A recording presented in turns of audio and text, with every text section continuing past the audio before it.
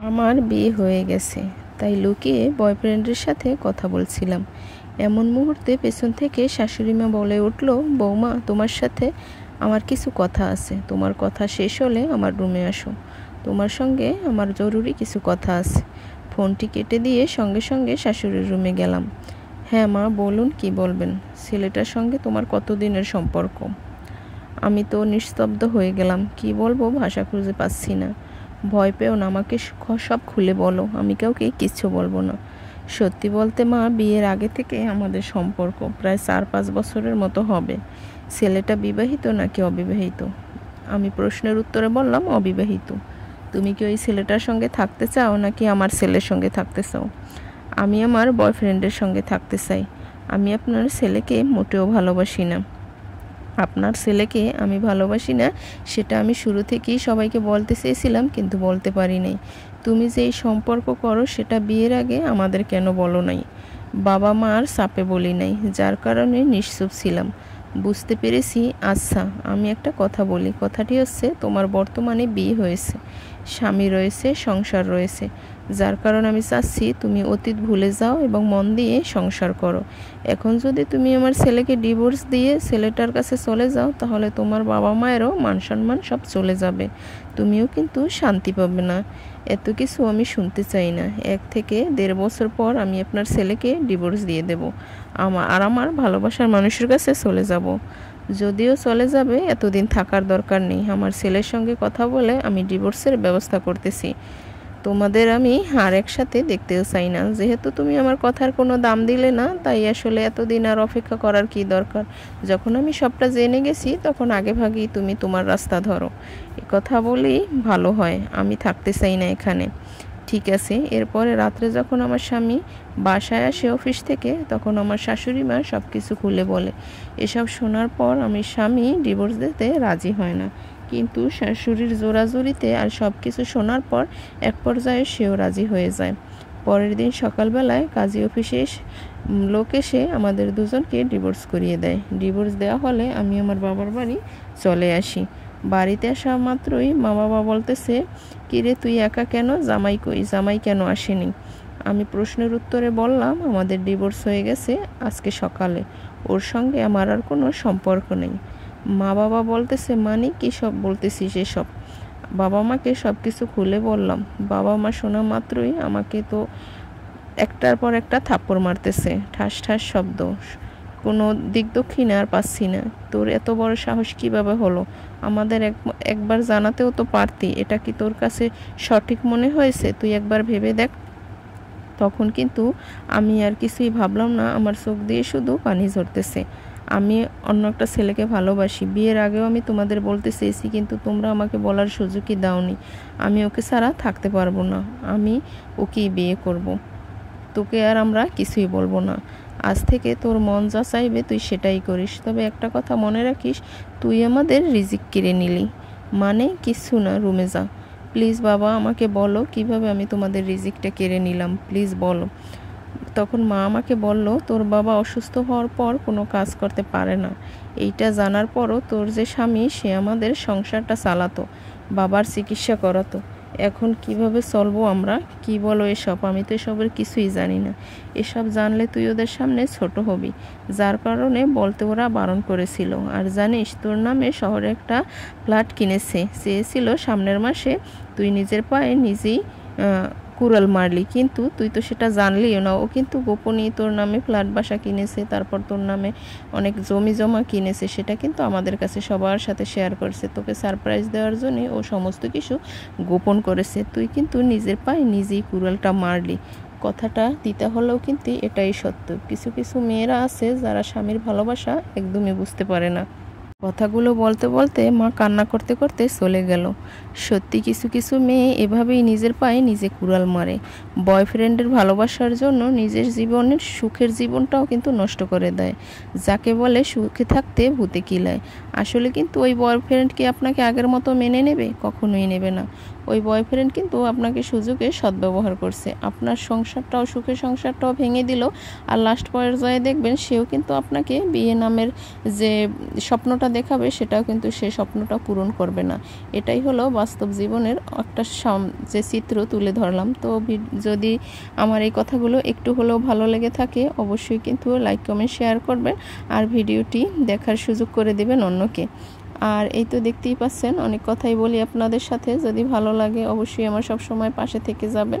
আর বাবার বাড়ি এসেছি তো দেখেন অনেক অনেক রান্না বান্না করতেছি আর সবাই মিলে কিন্তু হাতে হাতে সবাই কাজ করতেছি। তো মাংসটা আমি রান্না করব, তার জন্য সব কিছু আমার কাছে এনে দিল। তো বললাম আজকে হাতে মেখে তারপর গরুর মাংসটা রান্না করি, যেহেতু মাটির চুলায় যে কোনোভাবেই রান্না করলে সেটাই কিন্তু অপুরন্ত স্বাদ জাগে আর খেতেও কিন্তু মাশাল্লাহ অনেক বেশি ভালো লাগে। তো এখানে প্রায় 3 কেজির মতো গরুর মাংস আছে, যেহেতু অনেক অনেক আত্মীয় স্বজন আছে, আমরা বোনেরা মিলে সবাই, তারপর আমাদের যে জামাইরা তারাও এসেছে। তো সবাই কিন্তু এখন মহিলারাই কিন্তু রান্না বান্না করতেছি আর পুরুষেরা কিন্তু তারা ঘরের ভেতরে আছে, তারা কিন্তু আর রান্না বান্নার কাছে আসে না। কিন্তু যাই হোক তারা কিন্তু খাওয়ার বেলায় সব সময় এসে একদম হাজির হয়ে যায়, কিন্তু কিছুই করার নাই, পুরুষের জীবনই তো এরকমের আর মহিলাদের জীবনই কিন্তু চুলার কাছে, এটাই আসলে স্বাভাবিক।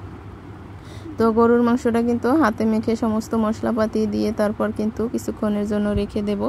আর দেখো গরুর মাংসটা কিন্তু অনেক সুন্দর, আমাদের এদিকের দেশি গরু সবসময় জবাই করা হয়। আর আমার বাবা যে সে কিন্তু ভালো মানের গরুর মাংসই সবসময় কিনে আনে, একদম দেশি। তো এখন আমি ভালোভাবে একটু মাখিয়ে তারপর 10 মিনিট বা আধা ঘন্টার জন্য রেখে দেব, তারপর আবার অন্য একটা কাজ করব। তো এখন আমি সবার জন্য একটু সেমাই রান্না করব, লাচ্ছা সেমাই। তো এখানে আমি পরিমাণ মতো দুধ দিয়ে দিলাম, তো 1 লিটার গরুর দুধ, তো একদম খাঁটি। আর এখানে একটু পানিও অ্যাড করব আর কনডেন্স মিল্কও দিয়ে দেব যাতে একটু স্বাদটা আরও ভালো হয়। আর বাবার বাড়ি আসলে সব সময় কিন্তু খাওয়া দাওয়া আর আনন্দ ফুর্তি করা, বেশিরভাগই কিন্তু মানে আমাদের যে খাবারগুলো পছন্দ সেগুলোই কিন্তু আমরা সব সময় খেয়ে থাকি আর সেগুলোই কিন্তু আমাদের পছন্দ মতো রান্না করা হয়। আর আমি এই দেশে দেখি তো গরুর ভুঁড়িগুলো আগে থেকেই রান্না করতেছে, আর গরুর ভুঁড়ি যতটা আপনি জাল করে মানে এই যে একদম মাটির চুলায় যদি রান্না করা হয় কোনো রকম প্রেসার কুকার ছাড়া, তাহলে কিন্তু খেতে অনেক বেশি ভালো লাগে। আর এই গরুর ভুঁড়িটা কিন্তু কোনো রকমের আলু টালু কিছুই দেওয়া হবে না, শুধুমাত্র ভাজা ভাজা করা হবে একদম। আর যদিও দেই বাচ্চাদের জন্য 2 টুকরা আলু পরে দিলেও হবে, না দিলেও হবে, কোনো ব্যাপার না। আর এগুলো কিন্তু অনেক ভালো লাগে রুটি দিয়ে। তো বিকেলবেলা একটু চাপটি বা রুটি বানাবো, মানে সেটা সেই সময় দেখা যাবে। এখন তো হতে থাক, এখনও কিন্তু প্রায় সিদ্ধ হয়নি, হাফ মনে হয় সিদ্ধ হয়েছে। তো যাই হোক কথা বলতে বলতে কিন্তু অনেক কথাই বলি। আর এই ফাঁকে কিন্তু 2টা চুলা এখানে ধরানো হয়েছে, মানে আমরা তো বলি দোপাখা, মানে দুপাহা চুলা। তো যাই হোক এখানে কিন্তু যদি 2 রকমের রান্নাবান্নাও আপনি 5 রকমের রান্নাবান্নাও করেন সেটাও কিন্তু অনায়াসে হয়ে যায়, কারণ সব সময় আমাদের গ্রাম অঞ্চলে এরকমের 2 চুলাই রান্না করা হয় যাতে সব সময় তাড়াতাড়ি রান্নাবান্না শেষ হয়ে যায়। আর যদি মেহমান আসে বা অতিথি আসে তাহলে কিন্তু সব সময় এরকমের 2 চুলায় রান্না করা হয়। আর অন্য অন্য কাজগুলো কিন্তু আমার যে বোনেরা আছে সেরা মানে তারাও রান্নাবান্নার কাজে কিন্তু আমাকে হেল্প করতেছে, আর আরেক পাশে কিন্তু আমার মাও আমাকে হেল্প করতেছে। আর এখানে কিন্তু আমি শুধু বসে বসে রান্নাবান্নার শুধু একটু খুন্তিটা নাড়ছি আর একটু চামচ ব্যবহার করছি, আর কিছুই কিন্তু আমি করতেছি না। তো এখানে কিন্তু 2 প্যাকেটেরও বেশি সেমাই নেওয়া হচ্ছে, কেউ আবার খায় লাচ্ছা সেমাই, কেউ খায় লম্বা সেমাই। আমি কিন্তু এখন আর লাচ্ছা সেমাই ছাড়া মানে ওই লম্বা সেমাইটা খাই না, যেহেতু তোমরা কম বেশি সবাই জানো আমার ছেলেটা খুব পছন্দ করতো এই লম্বা সেমাই। আর ঘন দুধ দিয়ে মনে করো তাকে রান্না করে দিলে তার তো আর কথাই ছিল না, সে কিন্তু খুব ভালোবাসতো। তার কারণে এখন আর আমি যে লম্বা সেমাইটা খাই না, তার জন্য লাচ্ছা সেমাই রান্না করা হবে। আর আমাদের ফ্যামিলিতে অনেকেই শুধু লাচ্ছা সেমাই বেশি পছন্দ করে, আর 2-1 জন তারা একটু লম্বা সেমাই খাবে, তো তাদের জন্য একটু আলাদা করে লম্বা সেমাই রান্না করা হবে আর এই বেশি করে লাচ্ছা সেমাই রান্না করা হবে।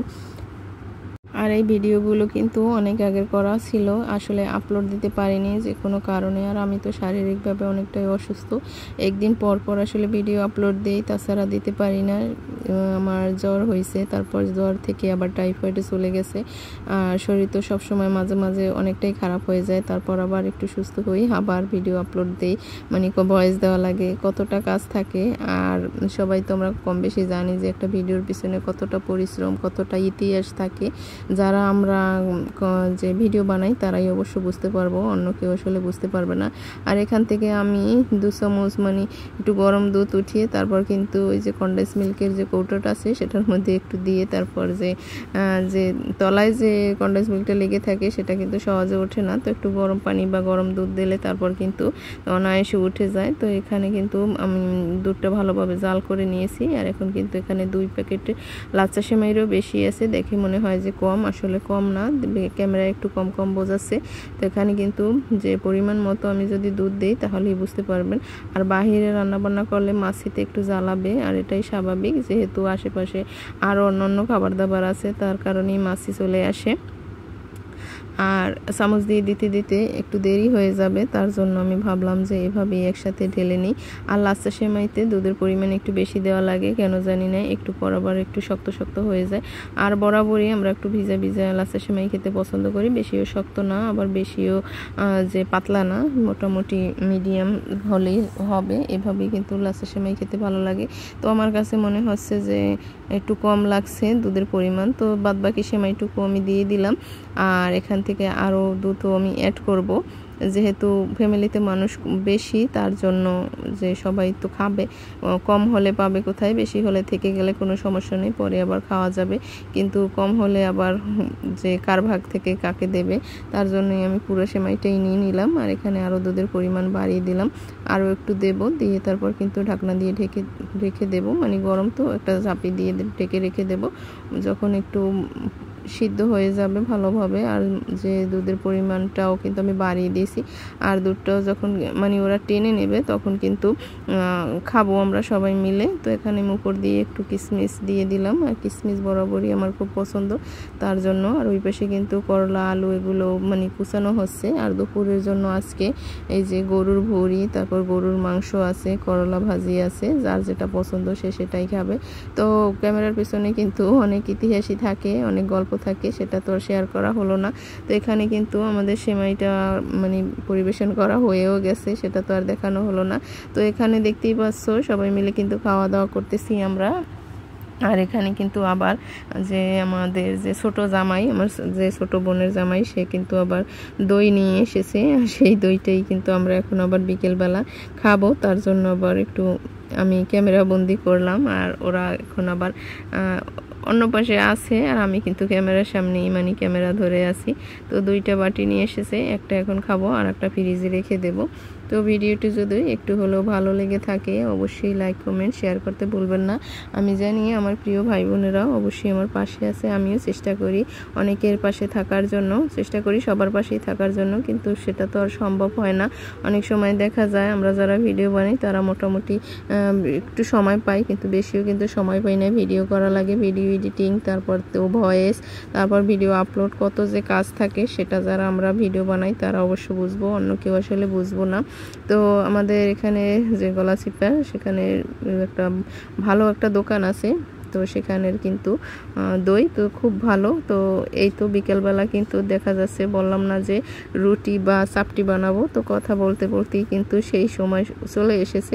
বিকেলবেলা সেই ভুঁড়ি দিয়ে আবার এরকমের যে চাপটিগুলো বানাচ্ছে সেগুলো কিন্তু আমরা সবাই মিলে খাচ্ছি। তো ভিডিওটি একটু হলেও ভালো লেগে থাকলে অবশ্যই লাইক কমেন্ট শেয়ার